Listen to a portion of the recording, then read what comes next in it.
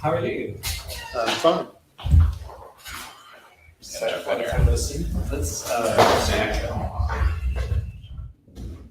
our little magic and set. And then there are names. So now friends are here with Jonathan Grieser, who's the rector at Grace Church, Madison, and Seth. I mean, you've seen a little bit, but I don't think we've introduced you properly as director of the Hospitality Center in Racine. Yes. And Jonathan, I wanted to start with you. And I guess this has to do with Grace Church, but it's really a huge celebration, which is the Beacon. Is it this Monday, the Beacon? Yeah, so it opens on Monday on October 16th. A permanent day resource center in Madison that has been talked about for, I'm not sure how long, but I've been involved in the process for over 6 years. It's a long time coming. Yeah. And you've been in it for... Yeah, well, I was very actively involved for a couple of years, working with a group trying to put it together, and then we got just exhausted and frustrated and burned out, and then some things happened and new folks came in, but I'm still active. I'm supporting. I'm part of the sort of community advisory team, so a group of business leaders from business, faith, and social services who are providing feedback and input on the project. And then I'm also, as part of that, I'm also going to helping to organize ongoing pastoral care at the center during the days, which is kind of exciting too. But let me just tell you a little bit about myself and my engagement with homelessness, because it's kind of an interesting story. Yeah. I did my Master's of Divinity degree in Boston in the early 1980s. And that was right after the deinstitutionalization of the mentally ill, and homelessness had suddenly become a big problem. And really, I was working at a downtown church as part of my field education, and I got very involved in homeless issues and homelessness. And in fact, some of my classmates, when I was in divinity school, two of them started shelters. One of them lived in the shelter while he was taking classes, and both have stayed involved. And I finished my MDiv, I went into doctoral work, and then taught college religious studies for 15 years before transitioning back into ministry. Came to Grace in 2009, and one of the things that attracted me about it was that it had a homeless shelter. It's been a site of the men's drop-in shelter in Madison since 1984. Came on a one-year trial basis. And so I was really interested, but after I'd been here about 6 months in Madison, I looked up that old friend who started the shelter, and I gave him a call, and I said, Jim, I need to do a reality check, because I felt like I was back in 1982 in terms of the way, not just the government and city and business leaders thought about homelessness, but the way that social service agencies thought about homelessness and how they treated people who were homeless. And after a 15-minute conversation, Jim said, yeah, you're absolutely right. So the day center, for example, at Grace, which is run by a nonprofit agency, in the winter they do intake at 4:30, in the summer at 7:30. They kick the guys out literally at 7 a.m. They give them breakfast, and then they're on their own. And there was no place for them to go if they wanted to connect with job services or file for SSI disability or what have you. They would have to do that on their own. There's very little connection with social service agencies for homeless guys when they came in the shelter at night, and if they're fresh into the system. So if they're released from prison, or quite literally given cab fare from the hospital to the shelter and have never experienced homelessness before, their only way that they get oriented to it is from other homeless people. So two things happened in 2011 that sort of brought the issue of the Day Resource Center to the head. One was that as a result of the protests at the state capitol in early 2011, the Capitol basement was now off limits. They closed it to the public, and that was one place where guys went right across the street from Grace. They went, especially in the winter, to stay warm, spent the day. And then at the same time, the Central Library, which is 2 blocks away from Grace, was going to be closed for 2 years for renovations. And suddenly, people said, well, where are people going to go? So I entered into the conversation at that point and worked with, they developed some temporary solutions for 2 winters, but it became clear to the county that they needed to have a permanent day resource center. And I was working with a group that had operated the temporary shelter for 1 winter, had done a great job, and we wanted to be the people that when the county found space and renovated it, we wanted to be the people that would run the day center. But there was trouble finding property. The story is it's a case study in bureaucracy and city planning and all that kind of stuff. That's just mind-boggling. But we got, after about 2 years, we were so frustrated and burned out and exhausted, we just gave up. And so through a number of other permutations and things, the county finally found a location, was basically given a building or at a good price. And they issued a proposal for operating it, and Catholic Charities got the contract and did the work. The group that runs it visited places all across the country trying to find best practices, and they actually volunteered went places, worked in the laundries and that sort of thing.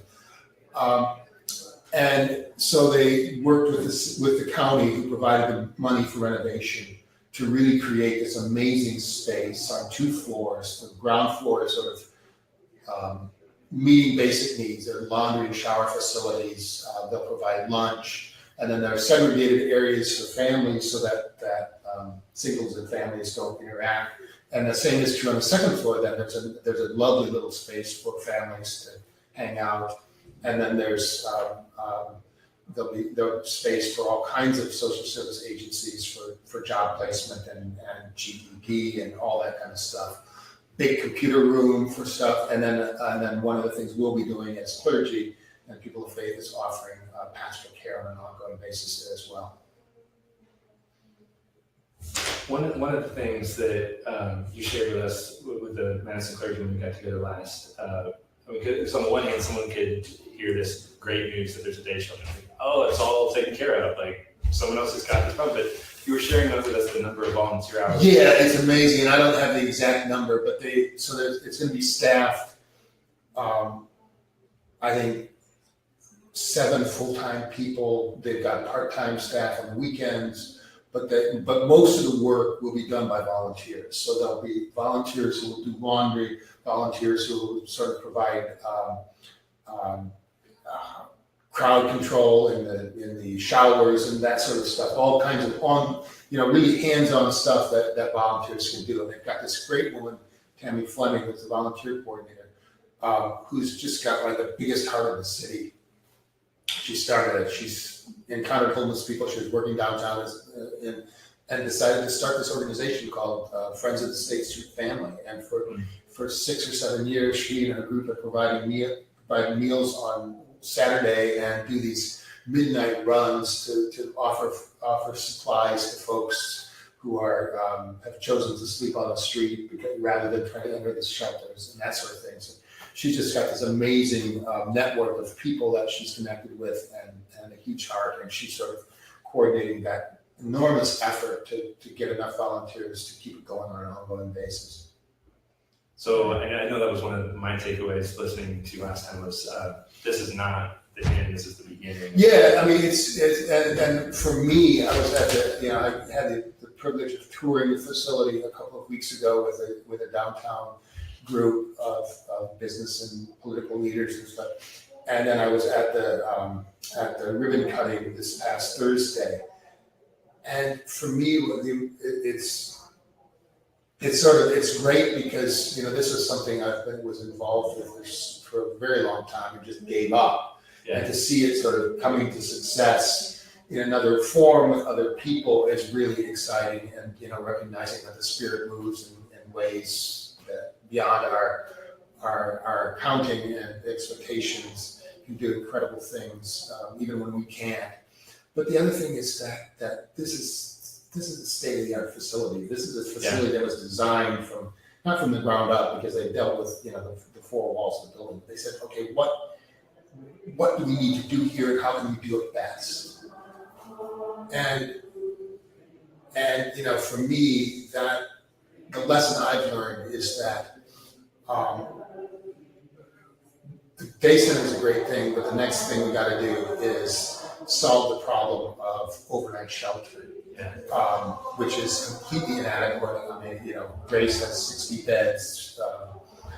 The overflow every night, 365 days a year, goes to a church basement on the other side of Capitol Square. In the winter, a third church opens.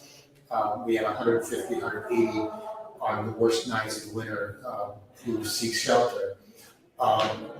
It's even worse for families. Families are turned away from the Salvation Army every night. And sometimes it's 30, 40, 50 people, parents and kids, mothers usually, who are left on the street. It's just heartbreaking, and those are the issues. But the key thing for me is that what we have to do as a community is have the political will and the commitment to provide for these folks who have nothing, no place to sleep, no food, and take care of them, because we are as a community as good as the people that are treated the worst. That's who we are. Seth, let me ask you to jump in too, because so you are the director of the Hospitality Center in Racine, doing work that is similar, distinct, unique, but very much in the ballpark. Yeah, I was really thrilled to hear about the Beacon, because I think the Beacon is what the Hospitality Center maybe someday would be.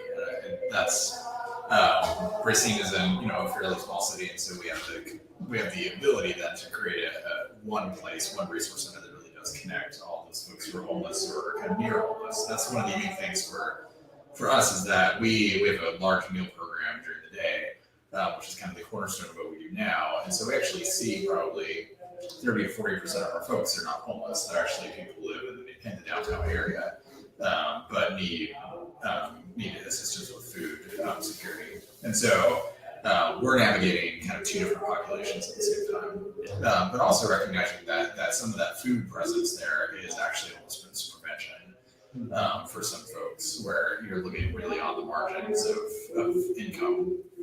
And so without that security there's there's a real potential for people to kind of drop off into homelessness. And so one of the next things on my calendar is I'm going to be going out to Madison and seeing what they do, because I think that model is just incredibly important. And I was really impressed to hear that Dane County has stepped up and paid for a lot of the renovation. So, which is really incredible.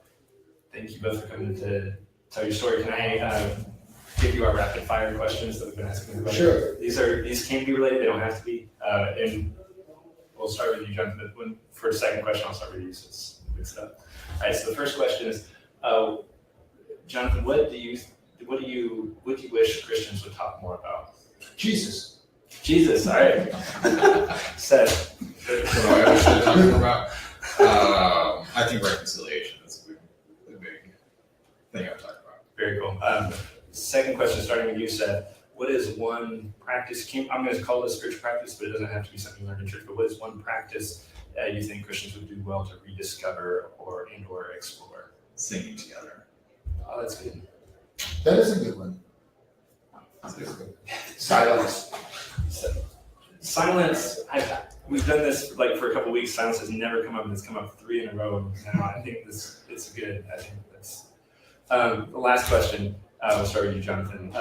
Karl Barth one time said that laughter is the closest thing to the grace of God. What makes you, Jonathan Grieser, laugh?